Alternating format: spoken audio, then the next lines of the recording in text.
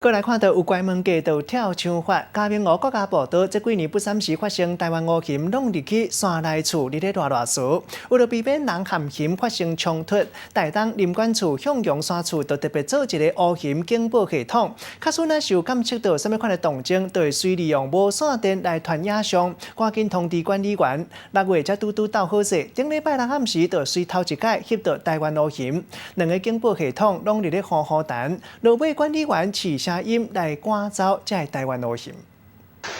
你是你干什么？乌熊拢入去向阳的山顶厝，真晚今日和拄工乌目拄白目相对上，人去惊到要破胆去。敢若伫个去年的8月，都已经有3摆啊。林管处烦恼台湾乌熊常常出来说会爆发冲突，伫个6月新设立这个预警系统，伫个21天就成功来甲拦查落来。7月20号的时候接收到通知，我一打开。然后就马上先判定那是什么野生动物，可以发现是台湾黑熊。熊出现的镜头看到真正古锥，伊安尼豆豆挖进山顶厝，管理人员接到通报，就紧来启动这个噪音，要甲熊赶走，顺利来避免这个人甲熊相对上。这项预警系统目前装伫个这个向阳的山顶厝，透过无线电甲太阳能板的充电，利用网络管控甲长期的监测，通减少人甲熊的冲突。那个第一个通报点。距离我们向阳山屋大概直线大概100公尺，所以说那个是一个安全范围之内。当时在那个向阳山屋滞留的山友们，